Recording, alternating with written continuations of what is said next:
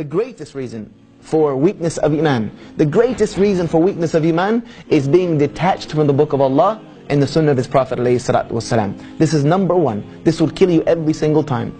If you are detached from the book of Allah, meaning you don't read it, you don't ponder upon its meanings, you don't memorize it, you don't try to implement it in your life, then you cannot be wondering why your Iman is weak.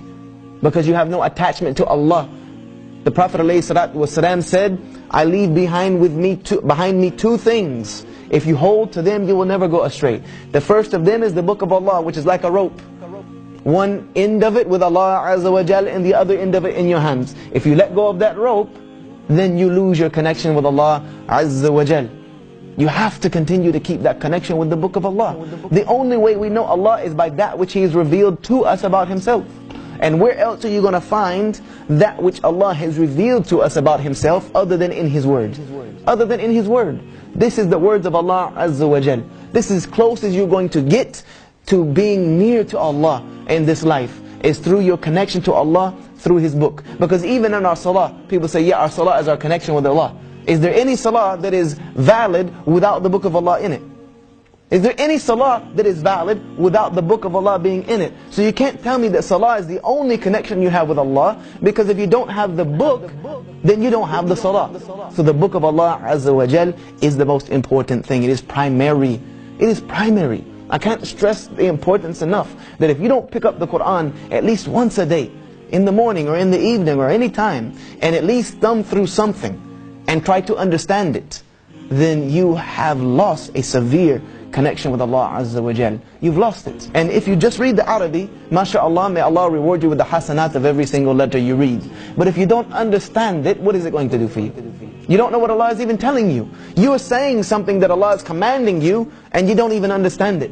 It's like you sitting here speaking, if I gave this language in a language that I made up, you wouldn't benefit from it, and I wouldn't know what I'm saying. You get hasanat through its recitation, and you get benefit through its understanding. And therefore you must have your connection with Allah through His book, and you must have connection to the sunnah of the Prophet ﷺ. These two things are mandatory.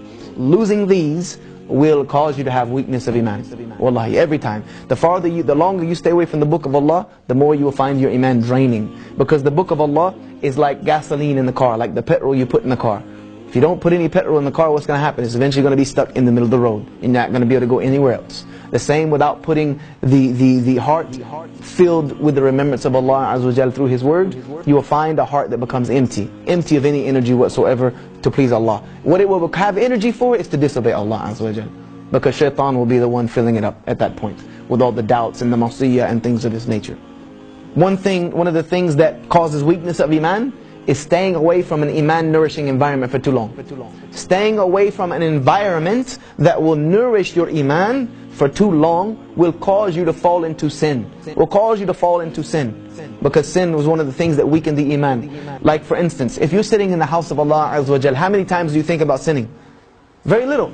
If you're sitting in the house of Allah Azza wa Jal, and the Quran is being recited, the dhikrs, the circles of remembering Allah is going on, then your mind is not thinking about disobeying Allah. You're almost in Jannah, almost in some instances. But the moment you go home and you start kicking it on Facebook and you're on Xbox Live or PS3 network, kicking footy around and things of this nature, what happens? You start thinking about disobeying Allah. Shaitan comes to you and you start getting into that mode and that environment. And the longer you stay away from the environment that nourishes Iman, the weaker you will become. Keeping away from righteous companions causes weakness of Iman. Keeping away from people who remind you of Allah Azza wa Jal.